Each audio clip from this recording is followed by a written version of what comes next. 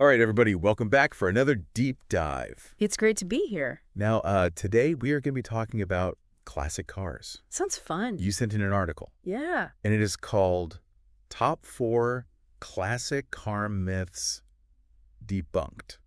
Catchy title. Yeah, so we're going to be diving into all things classic car myths. Looking forward to it. Now, I have to admit, when I first saw this article, title, I thought, okay, well, we've heard all these before. Right. But actually, I was pretty surprised by some of the stuff in here. Me too. So Yeah. get ready to maybe have some assumptions challenged, because I think so. we might be a little closer to owning a classic car than we think. Yeah, I was really fascinated by this article. Yeah. Really shines a light on the reality of classic car ownership. Yeah, and I think that's what's so interesting is we have these very strong ideas about it. Right. But, you know, we don't really know a lot of people who own classic cars. Right.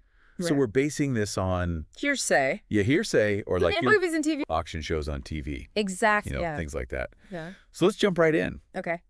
And this first myth is a biggie. And it's the one that I think keeps most people from even considering. Stops them in their tracks. Right there. Classic cars are only for the rich. Right. So, you know, I think back to like, you know, those crazy auctions. Yes. Where you see Ferraris going for millions. A lot of money, yeah. And you think, well, obviously. It's unattainable. Yeah, I can never afford that. Right. But according to this article, it says that's just a small part. It's a very small sliver of the market. Yeah. Yeah. What do you think about that? Well, I think that it's easy to get caught up in that image of, you know, the super wealthy collector who can afford to, you know, shell out millions for a pristine... Right, like Concours level car. Exactly, Concours condition car. Yeah. But the reality is there's so many more affordable classic cars out there. Yeah. And the article even mentions that you could find a beautifully restored Mustang from the 60s. Right. Potentially even a convertible. Wow. For about the same price as brand new... economy sedan. Like a Honda Civic or something like that. Yeah. Exactly. Yeah, that is amazing. Yeah, it's really about knowing where to look. Yeah. And doing your research. Okay. And being patient. So it seems like one of the keys here is that the really expensive cars are the ones that are... Perfect. Perfect, yeah. Yeah. Pristine condition. Yeah. But if you're willing to maybe get your hands a little dirty, do some of the work yourself, you can find some real bargains out there. Okay, so like what are we talking about? What kind of... Well, you know, there are horses. There are barn finds. You know, those are those cars that have been sitting in a barn or a garage for decades. Yeah. And those can be, you know, incredible bargains. Yeah, I mean, they're going to need some work. A lot of work, probably. Yeah. Yeah. But if you're up for the challenge, it can be a really rewarding experience. Yeah. Okay, so you don't have to have millions of dollars. No, not at all. Okay, cool. And the other thing to keep in mind is that some classic cars actually appreciate in value over time. So it's an investment. So it can be a good investment, yeah. Okay. So, you know, it's not just about spending money. Right. It's potentially about making money as well. So the classic car could actually go up in value. Exactly. All right, so you'd be driving around in style. Yes. And actually making money. Exactly. Win-win. That's awesome. Yeah.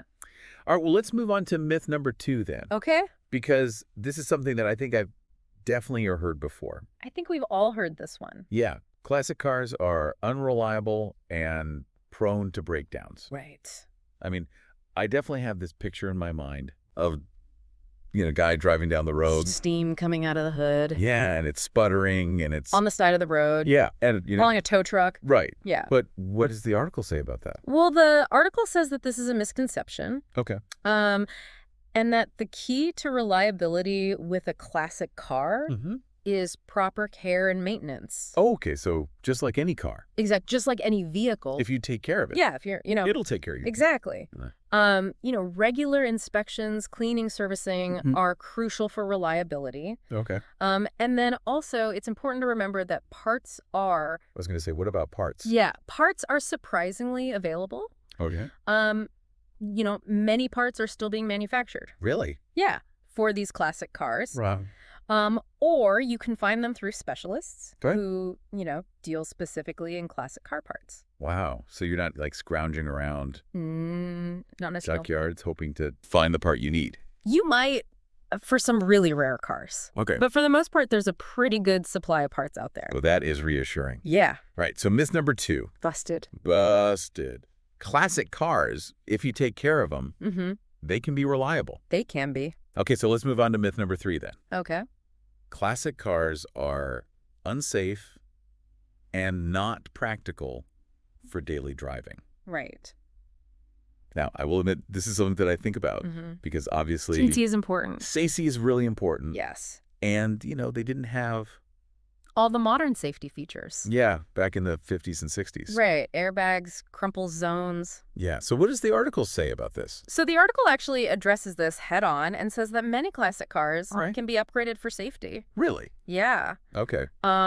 You can add things like anti-lock brakes. Wow. Backup cameras, better lighting. And, you might not have all the bells and whistles of a new car. Of a brand new car, but you can definitely enhance the safety. So you're not like totally out of luck. No, not at all. Okay. And I think it's important to remember too that driving a classic car is a very different experience than driving a modern car. Yeah.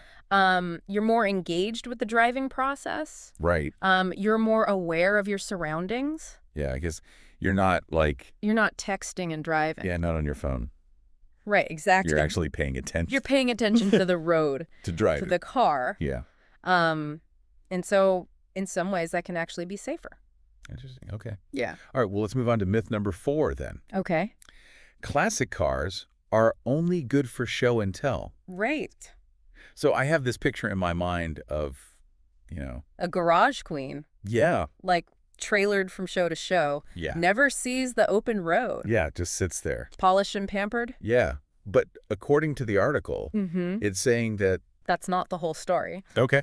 Driving them regularly is essential for their maintenance. Oh, okay. Yeah. So this is like a use it or lose it kind of thing. Exactly. Yeah, the article says that driving it at least once a month helps to keep everything running smoothly.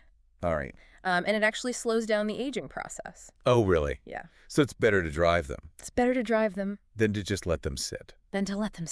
Interesting. Yeah. So what about that whole show and tell aspect of it?